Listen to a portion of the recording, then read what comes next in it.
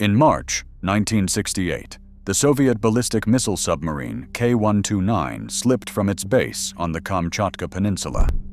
Its mission was a silent deterrent patrol in the North Pacific, a shadow war of nuclear posturing. On board were 98 men and 3 nuclear-tipped ballistic missiles, a hidden fist of the Cold War. For days, the submarine maintained radio silence as procedure dictated. But on March 8th, the scheduled communication never arrived. Soviet Naval Command waited, and then the alarm spread. A massive search operation was launched, with dozens of ships and aircraft scouring thousands of square miles of ocean. They found nothing. No debris field, no telltale oil slick, no frantic distress signal. The K-129, its crew, and its nuclear arsenal had vanished without a trace, swallowed by 3 miles of black, freezing ocean. To the Soviet Navy, the loss was both a catastrophe and a profound mystery. They had no answers, only the grim finality of declaring all hands lost. But in the deep, something had been heard. While the Soviet surface fleet hunted in vain, the U.S. Navy's secret sound surveillance system, the network known as SOSUS, had recorded a critical data point. This network of hydrophones arrayed across the ocean floor detected a single, catastrophic acoustic event. The sound signature was not that of an explosion, but of a massive, violent implosion, the distinct sound of a submarine's pressure hull collapsing under the immense weight of the deep. American intelligence analysts plotted the location. They now knew, with a high degree of certainty, where the K-129 had met its end. And they understood that lying on the seabed was an intelligence windfall, Soviet ballistic missiles, codebooks, and encryption equipment. The silent hunt for the wreck was about to begin. The monumental task of finding the wreck fell to one of the most unique vessels in the U.S. fleet, the USS Halibut. This submarine was not a standard attack boat. It was a purpose-built spy ship, a pioneer in deep-sea espionage. Originally designed to carry Regulus cruise missiles, the Halibut had been extensively modified for its new role. Its most crucial piece of equipment was a massive towed sled nicknamed the Fish. This technological marvel was packed with strobe lights, still and movie cameras, and advanced sonar, all engineered to withstand the crushing pressures at 16,000 feet. The challenge was staggering. The search area, based on SOSUS data, was vast, an expanse of abyssal plain comparable to the size of Rhode Island. The USS Halibut crew faced a task often described as searching for a single wrecked car in total darkness across an entire state. For weeks, the submarine moved in a meticulous grid pattern, dragging the Fish just meters above the seabed.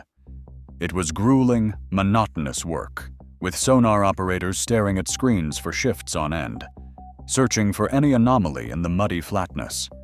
Then, a shape resolved from the sonar returns. It was the unmistakable silhouette of a submarine conning tower. As the Halibut made another pass, its cameras captured the ghostly image. There she was, the K-129, broken in 2 on a steep slope, her hull crushed by the immense pressure. The discovery was a triumph of persistence and technology. But locating the wreck was only the beginning of the problem. The real challenge, an operation of almost science fiction complexity, was figuring out how to steal a piece of a Soviet submarine weighing 1,750 tons from 3 miles down, all without the Kremlin ever knowing. This audacious plan would become one of the most secret and expensive missions of the Cold War, known as Project Azorian. The photographs from the Halibut's mission confirmed the prize, but also revealed the staggering scale of the challenge. Recovering a 1,750-ton section of a Soviet submarine from a depth of 16,000 feet was an engineering problem that bordered on science fiction.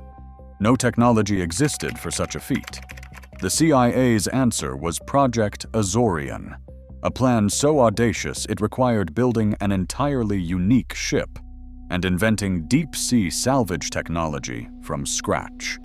To hide this monumental effort in plain sight, the agency devised a cover story of misdirection genius. They enlisted the reclusive billionaire Howard Hughes, whose reputation for eccentric, ambitious projects made the perfect facade. The world would be told that Hughes was building a revolutionary ship, the Hughes Glomar Explorer, to mine manganese nodules from the ocean floor. This plausible commercial venture perfectly explained the vessel's bizarre equipment and its mission to a remote patch of the Pacific. The heart of the operation was a massive, claw-like capture vehicle, nicknamed Clementine by the crew.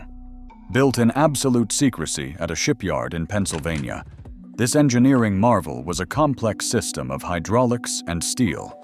Its giant pincers were designed to clamp around the forward section of the K-129's hull. But the real, terrifying challenge was the delivery system. Clementine had to be lowered on a string of interconnected steel pipes stretching 3 miles to the seabed. Each pipe section was over 50 feet long and weighed 20 tons.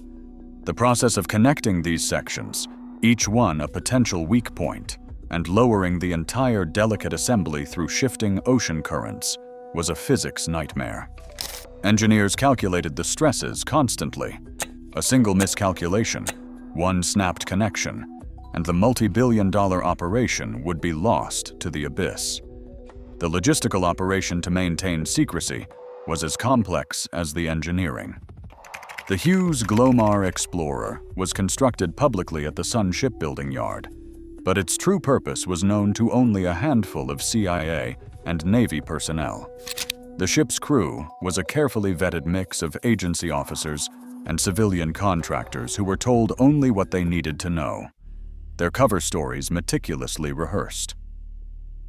Every piece of equipment, every supply delivery to the ship, was part of an elaborate charade designed to sustain the manganese mining legend. This veil of secrecy was perpetually under threat. The Soviet trawlers, often intelligence-gathering vessels disguised as fishing boats, would occasionally loiter near the Glomar Explorer's operating area, observing the strange ship. The American crew had to perform their delicate, clandestine ballet under the constant, watchful eyes of their adversaries, knowing that a single mistake, a single visible piece of Soviet equipment, could trigger an international incident of the highest order. The tension aboard the Glomar Explorer was immense, a constant hum beneath the routine of the mission. The entire operation balanced on a knife's edge of technical precision and geopolitical risk. The capture vehicle had to be lowered with pinpoint accuracy onto a wreck that was only partially mapped, lying precariously on a steep slope. There was a very real fear that attempting to lift the submarine section could destabilize it, causing the entire mass to slide into an even deeper trench, taking the priceless Clementine with it. Engineers ran countless simulations, but the reality of the deep ocean was mercilessly unpredictable. The success of Project Azorian hinged on a series of technological firsts, each one a potential point of catastrophic failure.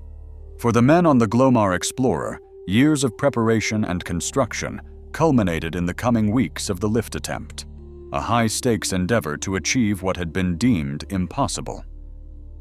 In the summer of 1974, 6 years after the K-129 sank, the Hughes Glomar Explorer was finally in position. The delicate, nerve-wracking process began. Over days, the crew carefully assembled the 3-mile string of pipe, lowering the massive Clementine claw toward the seabed. When it finally reached the wreck, the remote-controlled cameras revealed a sobering truth. The submarine was far more fragile and broken than the halibut's initial photographs had suggested. Years on the seabed had taken their toll. The moment of truth arrived. Clementine's hydraulic claws closed around the forward section of the K-129's hull. The historic lift began. For the first several thousand feet, the ascent was steady. But then, disaster struck. A critical structural failure occurred within the claw mechanism. A large portion of the submarine section, estimated to be nearly half of what they had grasped, broke apart and plummeted back into the darkness, lost forever to the abyss. The precise engineering details of the failure remain classified. What the Glomar Explorer did bring to the surface, however, was still of immense value. The recovered section contained 2 nuclear-tipped torpedoes. Most poignantly, the crew discovered the remains of 6 Soviet sailors. In a remarkable act of respect amid the espionage, the CIA decided to give these men a formal burial at sea. The ceremony was conducted with full military honors. The event was filmed and later provided to the Russian government as a gesture of profound, if secret, goodwill. The intelligence gathered from the wreckage, likely fragments of codebooks, equipment, and the torpedoes themselves, provided a crucial real-world window into Soviet naval technology and procedures. The mission was not the complete victory envisioned, but it was far from a total failure. The ultimate cause of the destruction of K-129 remains one of the Cold War's enduring mysteries. The official Soviet investigation pointed to a hypothetical explosion in a battery well, but the evidence was entirely circumstantial.